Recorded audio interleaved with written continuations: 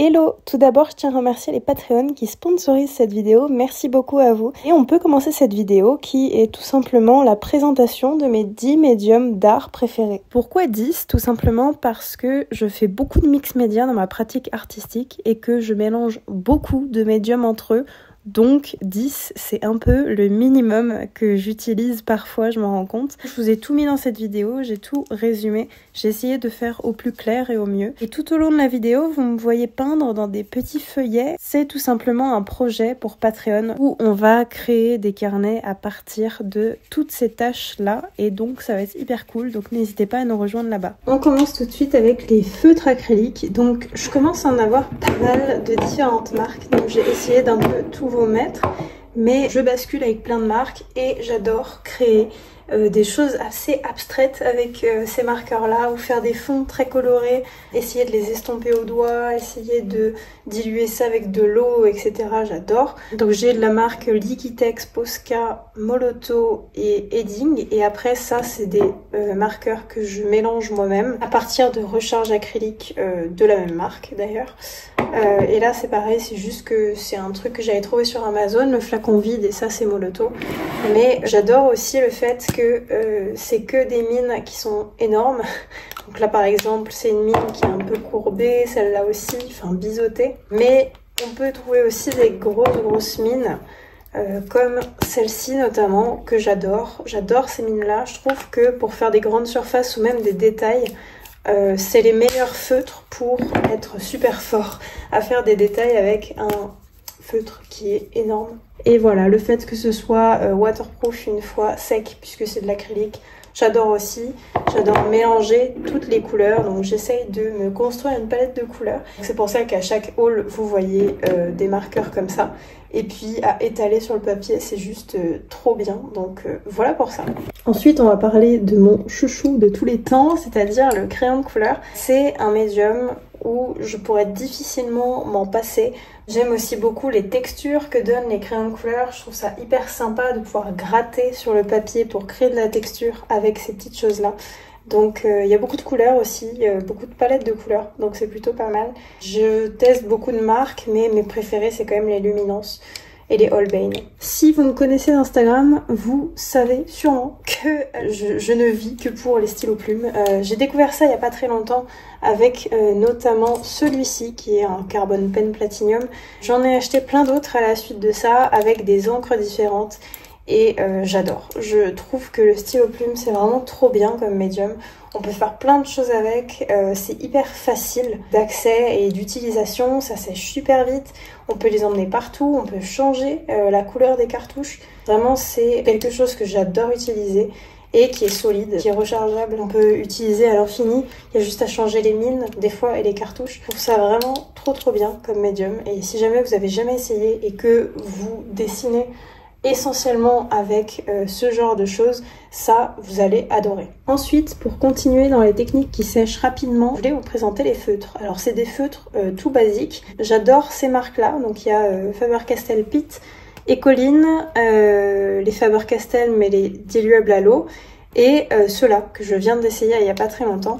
Et j'adore ces feutres, je trouve qu'ils s'étalent trop bien. Ils font quelques marques si jamais vous coloriez pas assez vite. Mais comme moi, c'est un peu le bazar quand je peins et que je dessine, c'est pas très grave parce que je peux toujours repasser des couches avec d'autres couleurs, etc. Souvent, c'est des points de pinceau que je prends parce que je trouve ça quand même mieux pour étaler. Les toutes petites pointes, je trouve que c'est pas assez bien pour ma pratique parce que j'aime quand même colorier des grandes surfaces et aussi des détails tout fins. Donc ça, c'est vraiment l'idéal pour ce que j'en fais moi. Là, il y a des pointes plus fines, donc je les garde pour faire les ciels ou les détails sur mes dessins. Et vraiment j'adore. Souvent aussi c'est des pointes mousse. Je sais pas si ça fait quelque chose en plus, mais les pointes mousse je préfère. Et puis voilà, j'adore. Des couleurs super pigmentées. Il y en a plein qui sont diluables à l'eau, donc on peut bien s'amuser avec. Ensuite, un truc que vous me voyez utiliser tout le temps en ce moment, ce sont ces petites encres. C'est de l'encre acrylique. Ce sont des Daler-Rowney, mais j'utilise aussi des senneliers. Et ça permet de faire plein de choses. Pareil, c'est waterproof. Vous me voyez beaucoup les utiliser en ce moment pour ce côté-là.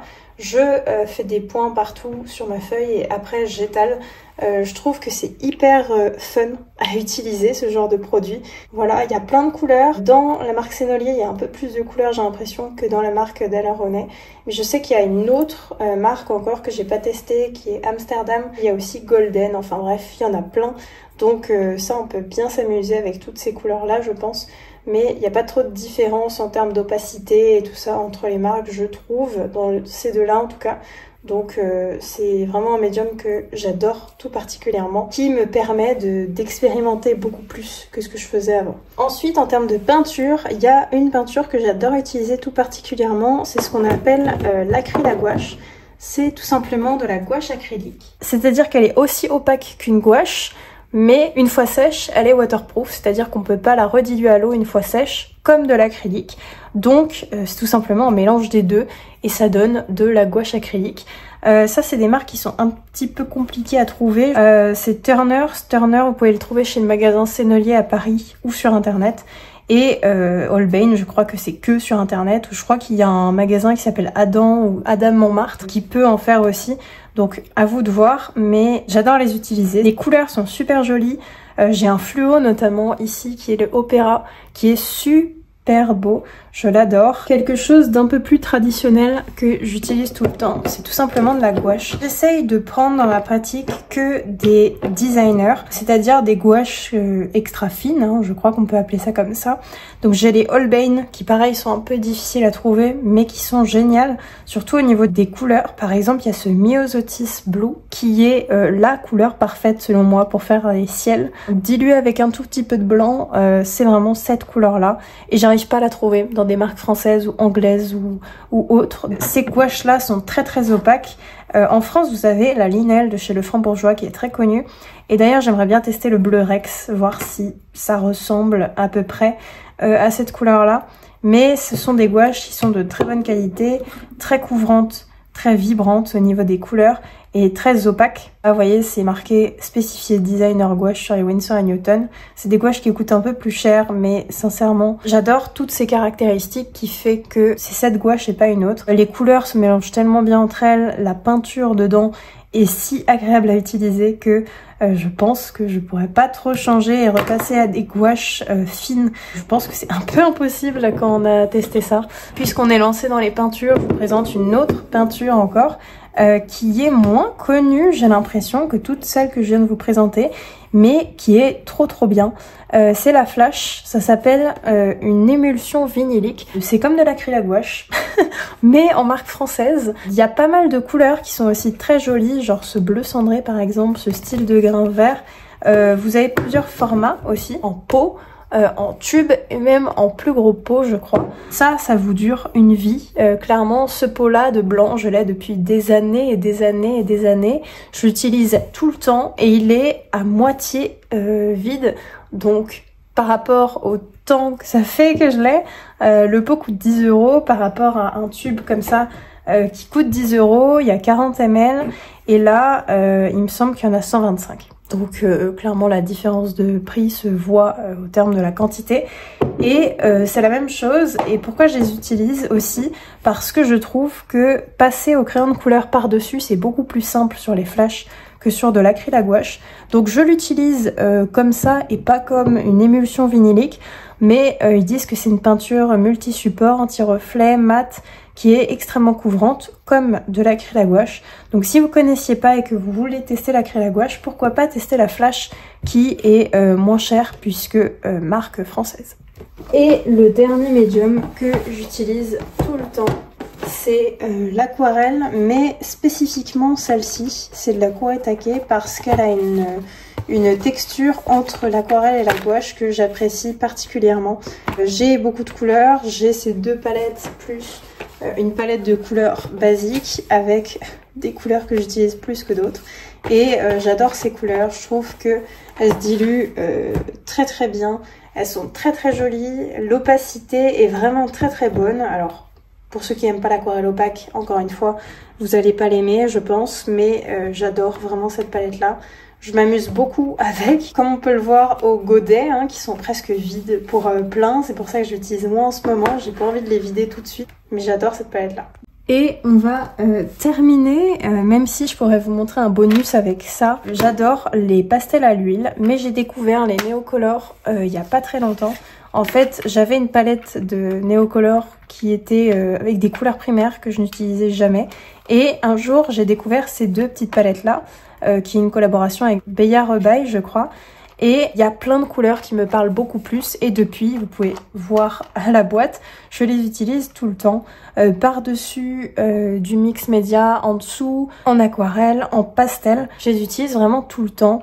Et j'adore travailler avec. Je trouve que quand je finis avec ces petites couleurs-là, ça finit vraiment mon dessin. Et j'adore juste les utiliser.